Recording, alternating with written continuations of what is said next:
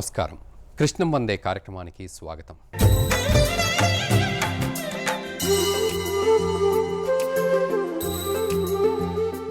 కృష్ణానది తీరంలో వెలిసిన ప్రసిద్ధ ఆలయాల్లో శ్రీకాకుళం ఒకటి.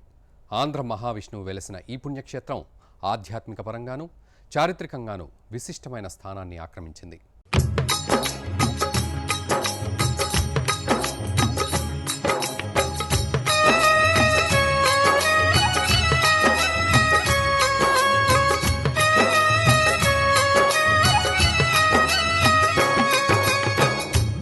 కృష్ణానది జల తరంగిణుల మధుర నాదములతో అలరారుతోంది శ్రీకాకుళం. ఇది ఒకప్పుడు అంటే క్రీస్తు శకం 2వ శతాబ్దంలో శాతవాహనుల రాజధానిగా ఉండేది. అప్పట్లో 8 మైళ్ల వ్యాసార్థంతో విలసిల్లిన మహానగరంగా చెప్పుకునేవారు. ఇక్కడే ఆంధ్ర విష్ణు దేవాలయం ఉంది. తాను ఇక్కడ బస చేసినప్పుడు స్వామి కలలో కనిపించి ఆముక్తమాల్యద అనే గ్రంథాన్ని రచించమని ఆ దేవదేవుడు ఆనతిచ్చాడని శ్రీకృష్ణదేవరాయలు రాసుకున్నారు. శ్రీకృష్ణదేవరాయల వంటి రణతంత్ర విశారదుడిలో కవితాఝరిని ప్రేరేపించి కృతార్థుడిని చరితార్థుడిని చేసిన మహిమాన్వితుడు ఇక్కడ కొలువుదీరిన శ్రీకాకుళాంధ్ర మహావిష్ణువు. బ్రహ్మాండ పురాణం ప్రకారం నవబ్రహ్మలు ఏకీకృతమై విష్ణువు గురించి తపస్సు చేశారు. అగస్త్యుల వారు ఈ దివ్యక్షేత్రాన్ని దర్శించి పూజించినట్లు స్కందపురాణంలో ఉంది. 13వ శతాబ్దంలో తూర్పు చాళుక్యరాజు 1వ నరసింహ తన సేనాన్ని అనంతపాలునికి చతురంగ సైన్యాన్నిచ్చి కంచిపైకి దండయాత్రకు పంపాడని, అనంతపాలుడు శ్రీకాకుళంలో ఆగి ఇక్కడ తెలుగు వల్లభుడైన శ్రీ మహావిష్ణువుకు గుడి కట్టిన తరువాత కంచిపైకి దండెత్తి వెళ్లాడని వల్లభాభ్యుదయం అనే గ్రంథంలో ఉంది. పద్మపురాణంలో కూడా ఈ క్షేత్ర ప్రశంస ఉంది.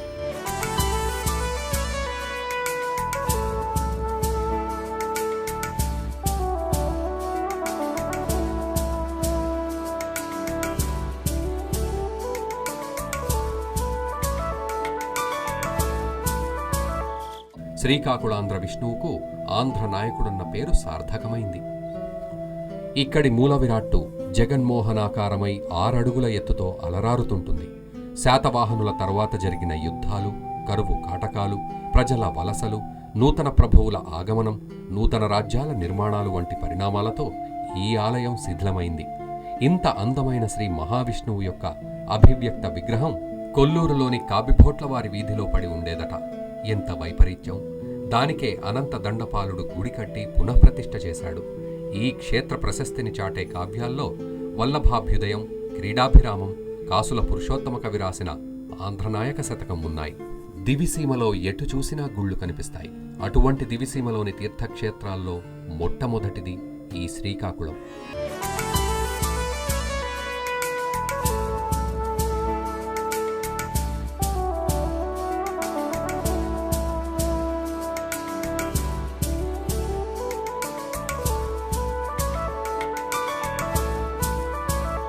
శ్రీకాకుళేశ్వరుణ్ణి ఆంధ్ర నాయకుడని, ఆంధ్ర వల్లభుడని, ఆంధ్ర మహావిష్ణువు అని పిలుస్తూ ఉంటారు. భూలోకంలో పాపభారాన్ని తగ్గించడం కోసం దేవతల కోరిక మేరకు బ్రహ్మదేవుడు ఇక్కడ తపస్సు చేసినట్లుగా బ్రహ్మాండ పురాణం చెబుతోంది.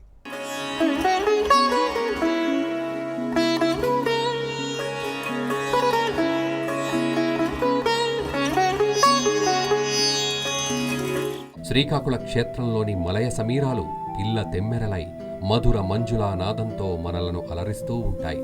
క్షేత్ర సంబంధిత వాస్తవ గాథలు, భక్తిరస ప్రపూరితమైన వృత్తాంతాలు, ఇక్కడి నేలలోని అణువణువు శ్రీకాకుళాంధ్ర మహావిష్ణువు దయామృత వర్షంచే తడిసి తరించినదని కవులు శ్లాఘిస్తున్నారు. ఈ వైష్ణవ క్షేత్రం ఘంటసాల మండల పరిధిలో మచిలీపట్నానికి 35 కిలోమీటర్ల దూరంలో ఉంది. విజయవాడ నుండి సొంత వాహనంలో అయితే 1 గంటలోపే ఇక్కడికి చేరవచ్చు.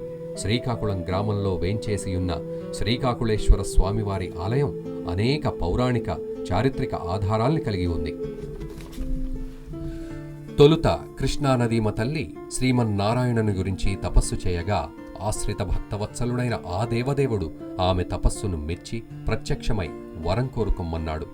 సహజ సౌందర్యరాశిగా స్త్రీ రూపంలో ఉన్న కృష్ణానది అమితమైన ఆనందంతో తపోనిష్ట నుండి లేచి ఆయనకు వందనం చేసి జల తరంగిణుల వంటి సుస్వరంతో, స్వామి, మీ కృపా విశేషమునకు నేటికీ పాత్రురాలినైతిని. నా తీరంన నిలిచి భవదీయ సేవా విశేషాన్ని నాకు కలిగే విధంగా వరమివ్వండి అని ముకుళిత హస్తాలతో ప్రార్థించింది. అందుకా దేవదేవుడు చిరునవ్వుతో, ఓ దేవి జలతరంగిణి, కాలాంతరమున నీ అభీష్టము నెరవేరగలదు. యుగాంతంలో బ్రహ్మదేవుడు కూడా నీవలనే నా కొరకు తపమాచరిస్తాడు. మీ ఇద్దరి కోరికపై నేను అభివ్యక్తమవుతాను. అప్పటి వరకు నా భక్తురాలివై నా నామస్మరణ గావిస్తూ ఆనంద హృదయాంకితవై వేచియుండుము అని చెప్పాడట.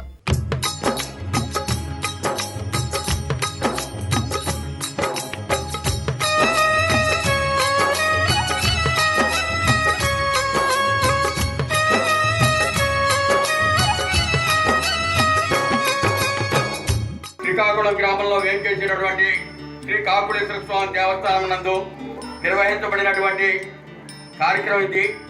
శ్రీకాకుళంలో శ్రీ కాకులేశ్వర స్వామి అనే నామకరణంతో ఆంధ్ర మహావిష్ణువు, తెలుగు రాయుడు, తెలుగు వల్లభుడు, శ్రీ మహావిష్ణువు అని ఇన్ని పేరుతో పిలువబడుతూ స్వామిని. శ్రీ అంటే లక్ష్మీపదం, కై అంటే బ్రహ్మ, ఆకులము అంటే వ్యాప్తి చేయటం. బ్రహ్మ కోరిక మీద విష్ణుమూర్తిని రూపంలో చెప్పి స్కాంద పురాణంలో నారసీతంలో చెప్పబడింది. దాన్ని బ్రహ్మాండ పురాణం అంటారు.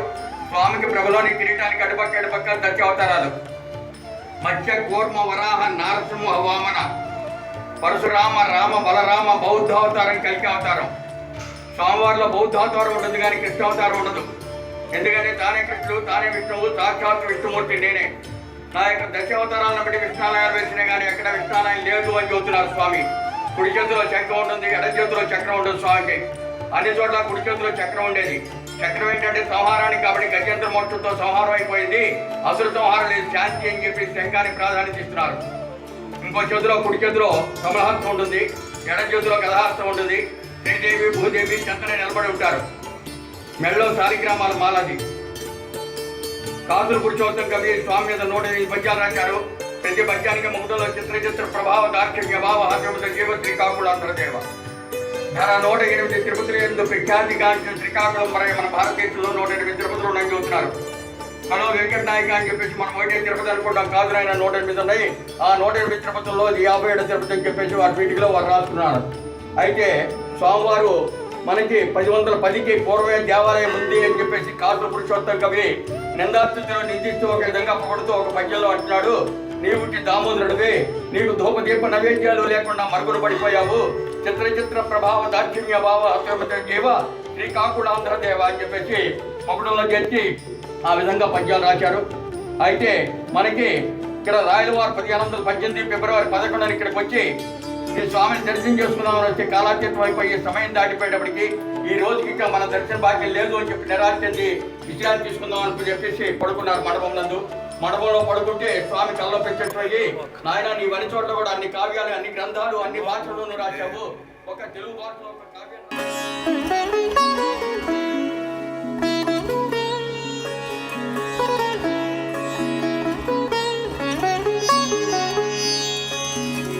కృష్ణం వందే కార్యక్రమంలో చిన్న విరామం తీసుకుందాం. చూస్తూనే ఉండండి భారత్ టుడే.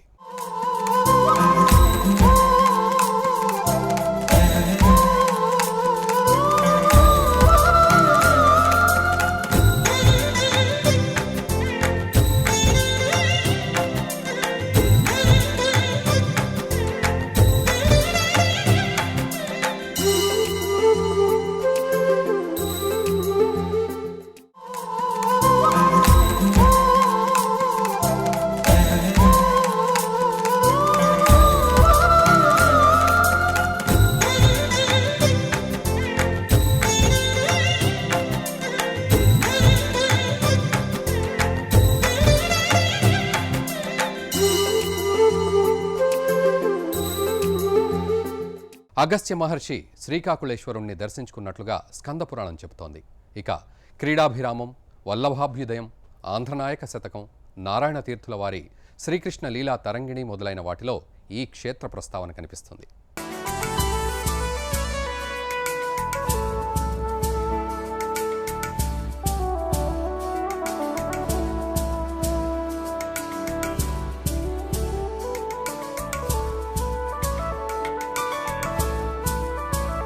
కృష్ణవేణి నది విరహాంకిత అయిన తరుణీమణి తన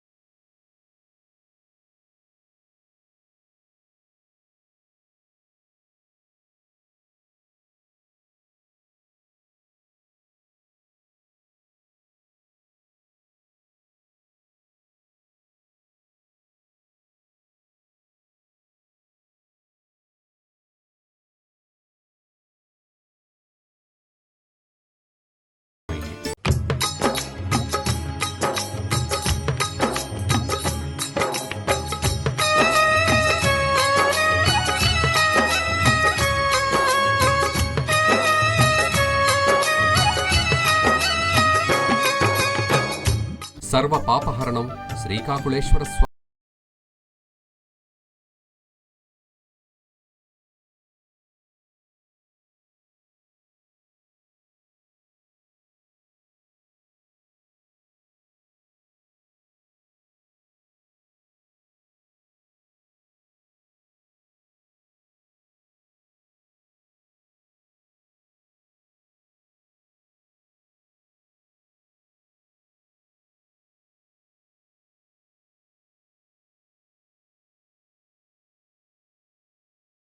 అనే సేనాని నిర్మించినట్లు తెలుస్తోంది. ఈ శాసనం చూడండి. ఈ గోపురం సర్వధారినామ సంవత్సరం 1081లో నిర్మించినట్లుగా తెలుపుతోంది. తరువాత విజయ సామ్రాజ్యాధిపతి శ్రీకృష్ణదేవరాయలు తన దిగ్విజయ యాత్రలో భాగంగా క్రీస్తు శకం 1519లో ఇక్కడకు వచ్చి కళింగ దేశంపై దండెత్తడానికి ముందుగా ఇక్కడి శ్రీకాకుళాంధ్రదేవుని ఆరాధించాడని వల్లభాభ్యుదయం గ్రంథం తెలుపుతోంది.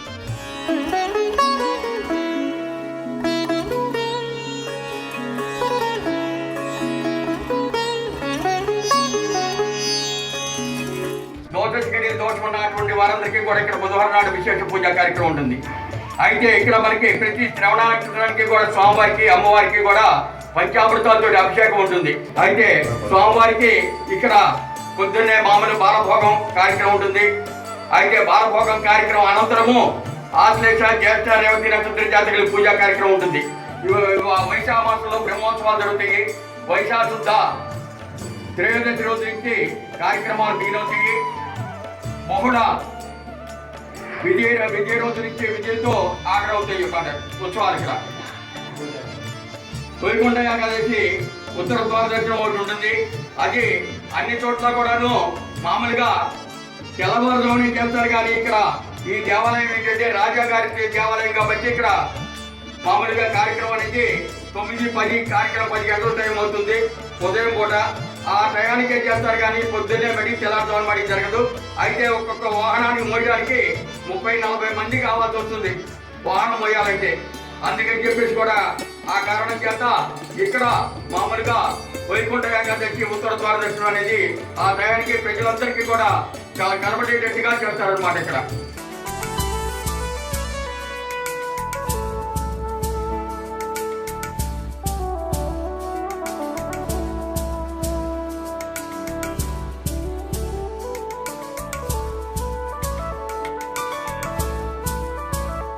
కృష్ణం వందే కార్యక్రమంలో చిన్న విరామం తీసుకుందాం. చూస్తూనే ఉండండి భారత్ టుడే.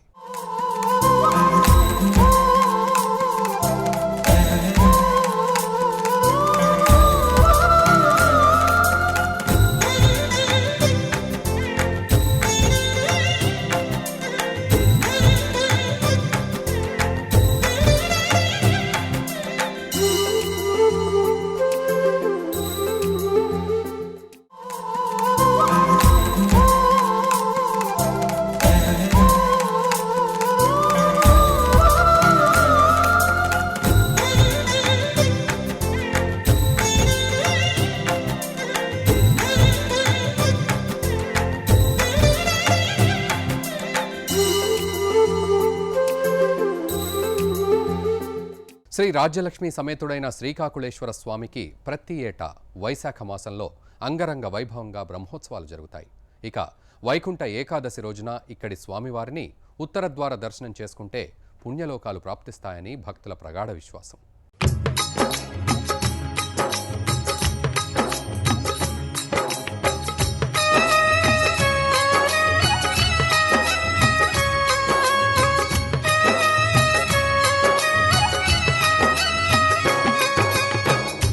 శ్రీకాకుళం ఆలయం ఒక తీర్థక్షేత్రం.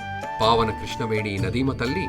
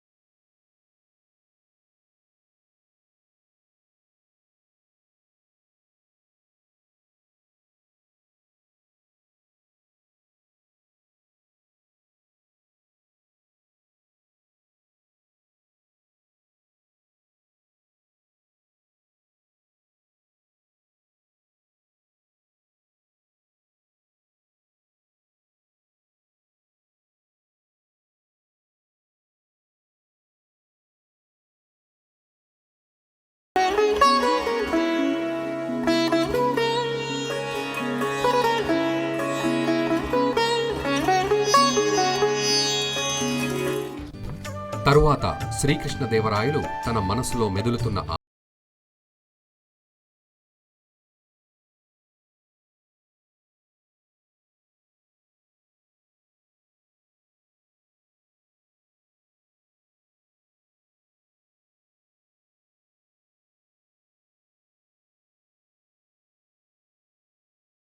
విశేషం.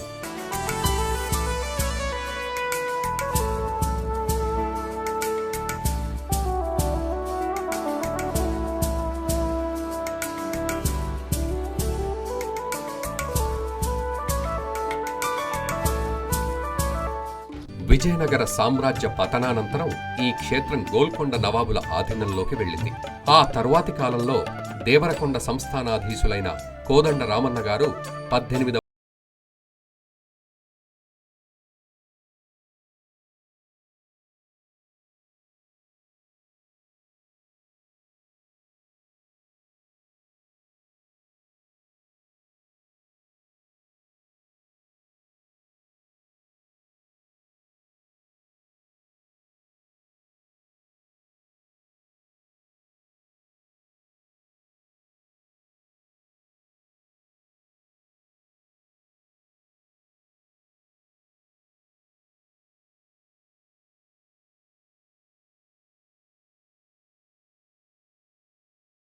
దేవరాయల విగ్రహాన్ని ప్రతిష్ఠించారు.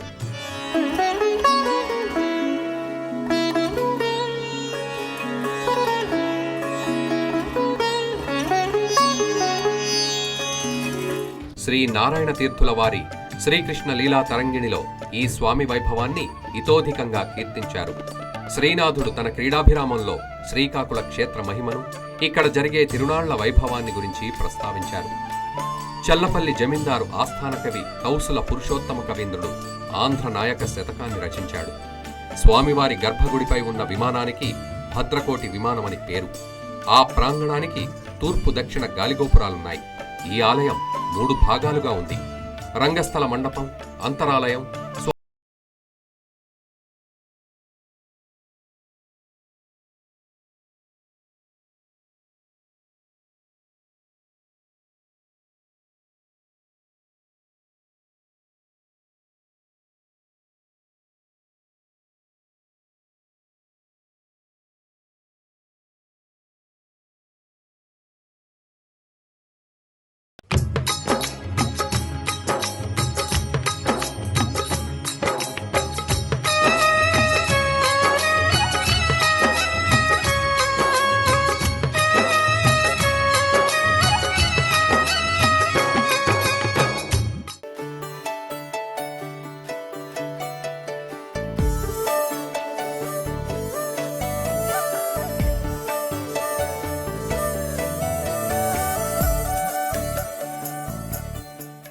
శ్రీకాకుళేశ్వరుడు కలలో శ్రీకృష్ణదేవరాయలకు కనిపించి ఆంధ్రకావ్యాన్ని రచించమని చెప్పాడట.